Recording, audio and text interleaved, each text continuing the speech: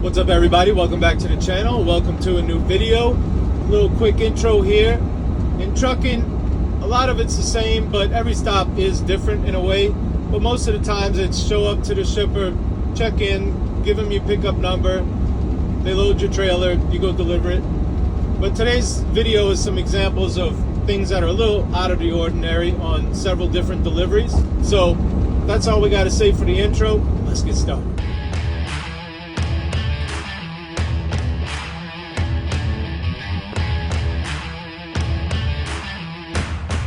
Let me tell y'all about the two stops that I have, the pickup, the delivery, and everything is just a little different about this one. So first of all, this is a stop I've never been to before. And normally I would use Street View to look at the different gates and see where the trucks enter, but I was lazy and didn't. Passed up the truck gate, got to the end of River Road, and it turns into a sugarcane field. And there's a National Guard base there. So I'm stopped, like, oh man, no place to turn around. Here comes security. And he meant business too. And I said, sir, I passed up my gate. I'm just trying to figure out how I'm gonna get turned around. He told me I had to drive down a farm road in the sugarcane field and there was a place to turn around. All right, so I did that. I made it here. They gave me a chin strap. You see it? This thing? They said, you gotta add this chin strap, take out the webbing of your hard hat and put a chin strap on. I said, okay. I said, do I get to keep it? And they're like, yeah, you get to keep it. Now this is a class 3 flammable liquid load and it's going to Grand Junction, Colorado. So normally you would probably just leave Louisiana, go up through Dallas, take the 287 to Amarillo and then get on 70, right? Heading west in Denver. But class 3, so we can't go through the Eisenhower Tunnel. They make you reroute around that, what is the name of that pass? It starts with an L. But you can't go through the tunnel, so you got to go way out. It starts with an L. Y'all help me out. Hazmat load. God. I can't think of it. It's escaping my... But anyway, it's just like treacherous mountain pass. And I don't want to do that. So I'm going to go the back way. So this is what I'm thinking. Okay. So I've got Garmin programmed for Hazmat. So that's why it's not taking me through Denver. But it wants me to take 50. Basically, exactly as I said, Dallas to Amarillo. Then it wants me to start taking back highways. Right off the bat, you see mountains, and you see, this isn't really a switchback, but it's close enough. So you're obviously going over a mountain here on 160, and then up, and then this is 50. And it's all mountain driving. And you see when the line's wiggly, that means, yeah, get ready. I've taken 50 before with dry van, and this section is beautiful because you're right along the river. It's more than beautiful, it's gorgeous. Look at this one. That's a switchback right there, homeboy. So we don't really want to take 50. I've already done the drive. I've seen the sights. It's gorgeous. It's beautiful, yeah, but I don't need that. I could just stay on 40 when I get to Amarillo by morning. Just head west on 40. I know it's out of my route, out of my way, but then there's a 191 as soon as you get into Mexico. So this is 191 and it's a US highway, major highway, and it'll take you all the way up to 70. There it is. And then I could backtrack. That's the route we're gonna take. Future J here. Instead of taking highway 191 in New Mexico, I found another route. It was highway 491 that runs out of Gallup, Arizona. And it's a little bit shorter, and 491 actually intersects with 191 in Monticello, Utah. So it saved me a few miles, but the general route was just about the same. Now this receiver is a little bit weird too, because before I show up to the receiver, there's a Love's nearby. I have to weigh my truck loaded, get it printed out, then go to the receiver, check in, get unloaded. When I'm finished getting unloaded, go back to the Love's, get my empty weight, and email it to them because they don't have their own scale on site. All right, fine, I'll do that. Where do I go from there? I gotta go all the way to Salt Lake City to get my trailer washed out because I'm gonna reload at the same place I just delivered to. So let's check the map. We're just gonna take 70 and then of course we gotta work our way. Oh my God, I hate taking this 6 through Price, through Helper, over Soldier Summit. That's stupid. So there's Helper. over Soldier Summit. I hate going this way, and that's going to drop me off in Provo, or at least near Provo, Spanish Fork. I always look, so there's things that you look for every time you go when you're like an over-the-road truck driver. When I get near Provo, there's the billboard for an adult novelties shop called Dirty Joe Punsters. But Provo is like, so you know that the LDS Church, the Mormon Church, is headquartered in Salt Lake City. But word around the campfire is that the Provo Mormons consider themselves more pure and more pious and better. And the people in Salt Lake City is just a bunch of heathens, right? So it drives them nuts to have a adult novelty billboard in, like it's right there on I-15. Dirty Joe, and it's called Dirty Joe Punsters. So imagine those people, right? As pure as can be. Maybe. And they have to look at this bill. I guarantee you they've done everything they can to get that billboard to. Anyway, so I'll pass by the Dirty Joe Punster billboard and I'll go up here to Salt Lake City on Redwood. There's a Quala Wash. Redwood should be this one. And anyway, turn around and go back to this place to get reloaded at the same place I delivered in Grand Junction. And then where does that go? All the way to Morristown, Tennessee, which I think is outside of Knoxville, if I'm not mistaken. So I actually have a backhaul, so not many empty miles. Of course, going to Salt Lake and back will be empty. So this will be a pretty good load. So I get to this delivery and I had to pressurize the trailer, but it wouldn't hold air. So lo and behold, I already knew it's going to be the gasket. And look at the condition of the gasket. Now, I had picked this trailer up as a preloaded trailer and then took it to the tank wash and they sealed it. It had to be brought to the shipper already sealed. So I never got a chance to inspect the gasket. That's how it kind of slipped through the cracks, basically. So luckily, I've never was a Boy Scout, but I should have been. I'm always prepared. I keep extra gaskets in my truck just for this occasion. And luckily, they're easy peasy, lemon squeezy. When you want to change them, you just rip the old one out and put the new one in. But they fit kind of snug, so sometimes you got to use a rubber maul and just kind of tap on it like I'm doing here. And the good old rubber maul, never underestimate it. It gets the job done.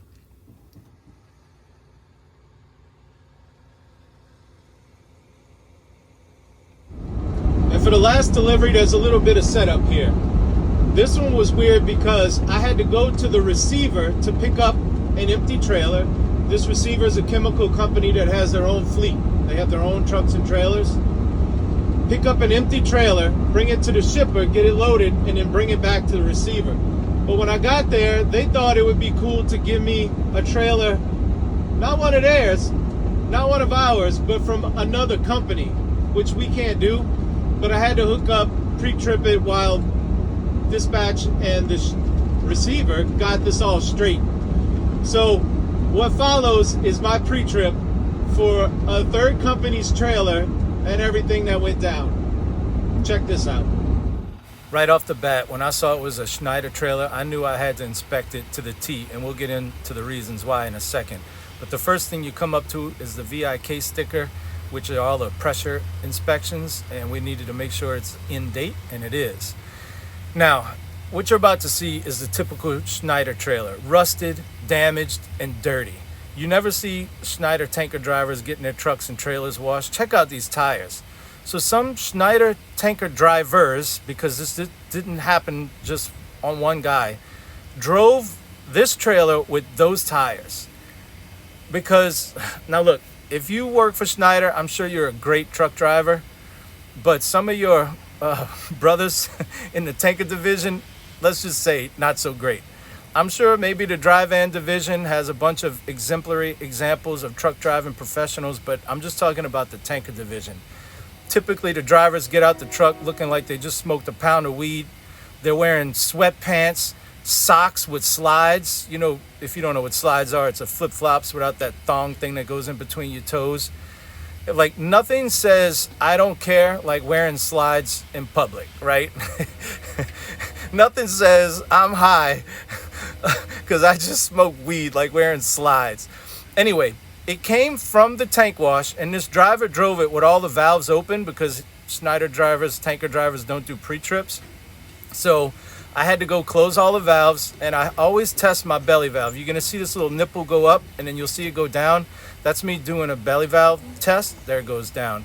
Because you don't want to show up to the shipper or the receiver, and the belly, some people call it an internal valve. And if that doesn't work, that's so embarrassing because you're too lazy to test it. And basically, I'm going around just inspecting, making sure all the caps are on and all the valves are closed, which is what I'm doing now, part of like a proper pre-trip. Now, to Schneider's credit, I was surprised. This truck, now you see these tires look good, wait till a second. The bad part is on the ground, you can't see it. But to my surprise and to Schneider's credit, this trailer had no air leaks and the brakes were in good condition, they were passable. But yeah, like I said, these trailers are always damaged, dirty. The trucks in the tanker division are filthy dirty. They never get washed. I'm sure if any Schneider tanker driver, he's going to be like, man, my truck's clean. Okay, your truck is clean. But you know the rest of the fleet is dirty. And those drivers, oh man, I'm talking about. All right, let's move on. Because I still have to go up top and check what's up top. So let's climb up top. So you want to make sure that your clean out cap is in place and closed. Then you open the dome lid. Guess what we have to check? That's right, the gasket. All right, so gasket check passes. I don't have to replace this gasket. But we need to look in the tank and make sure it's clean and dry, and it looks like it is. So after that, you close your dome lid, not your gome lid, but your dome lid, and close down all the latches. There's 8 of them, so it takes a second.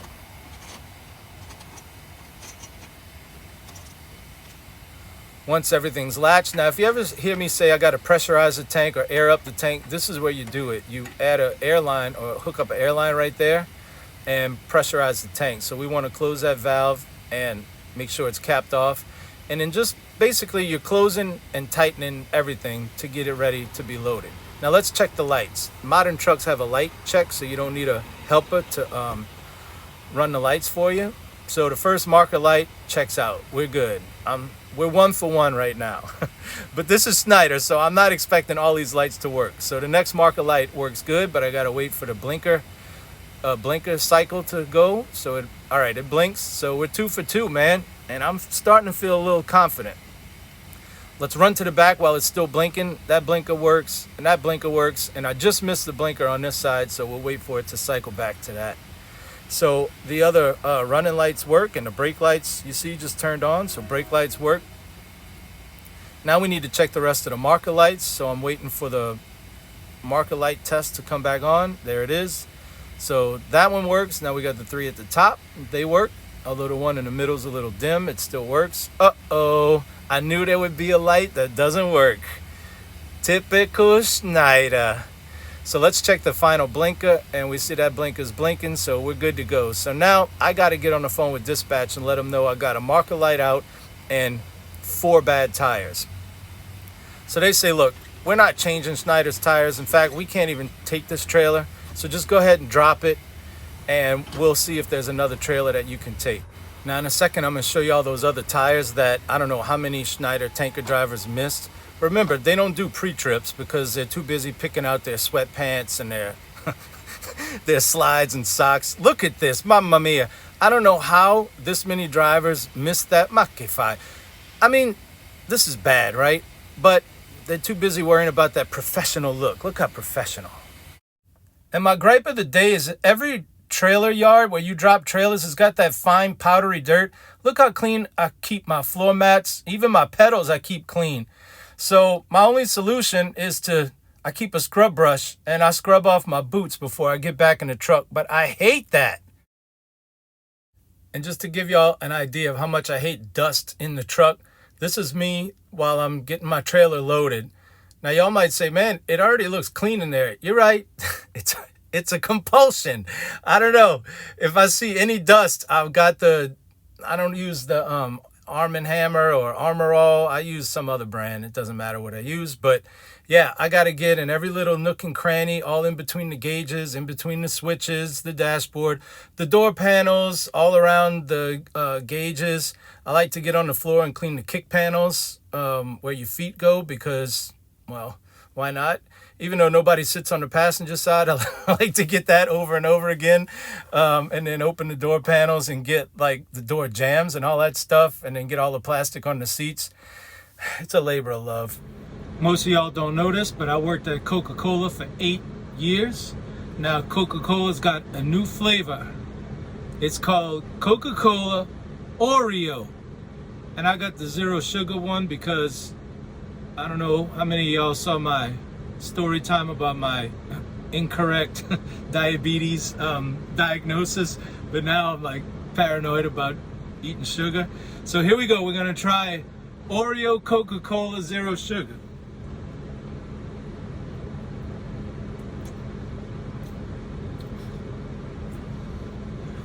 All right, when it first hits the back of your tongue, you go, oh no, these two things do not belong together.